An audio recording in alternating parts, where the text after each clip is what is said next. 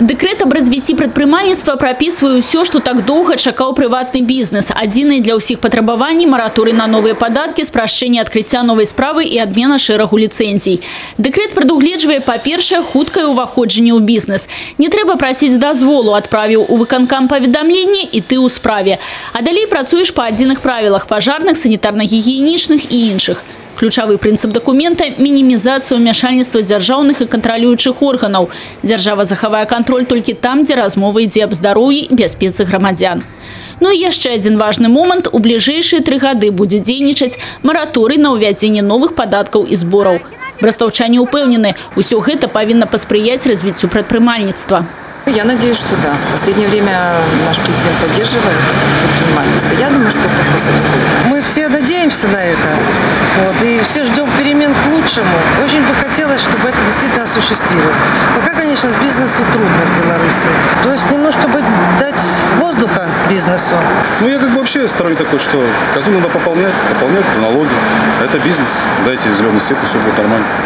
Зялёнае святло, якое дае для развіцця прадпрымальніцтва дэкрэт, асабліва чакаюць тыя, хто ўжо добра ведае, што такое свой бізнес і неаднаразова сутыкаўся з праблемамі яго вядзення.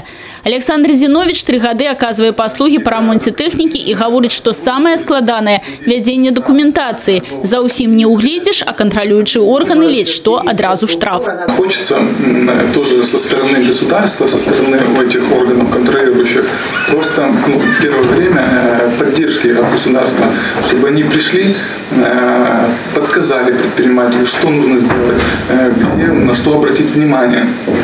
Не так, что пришли, увидели то, что нарушение законодательства, и сразу штраф. Дэкрэт аб развіцці прадпрымальніцтва абяцае, дзяржава стане партнёрам бізнесу, а не наглядчыкам. Мяркуецца, што гэта стымулюе дзелавую актыўнасць у краіне. И я считаю, что да, это безусловно даст такой толчок определенный для того, чтобы гражданин освободился от тех, не то что недругов, а от тех нюансов, которые у него есть при развитии предпринимательства. И здесь конкретно определяется, что да, если ты хочешь заниматься бизнесом, занимайся. Мешать никто тебе не будет. Я думаю, конечно, будет определенные результаты. Сёння ў сферы малога і сярэдняга прадпрымальніцтва в области працуе больш за 180 тысяч чалавек. Удзельная вага падаткавых паступленняў ад суб'ектаў малога і сярэдняга бізнесу ў бюджэце рэгіёна больш за 30%. Мяркуецца, што дэкрэт аб развіцці прадпрымальніцтва павялічыць долю малога бізнесу ва ўнутраным валавым прадукце краіны. Людмила Салзина, Тыгран Акопян, телерадиокомпания «Брест».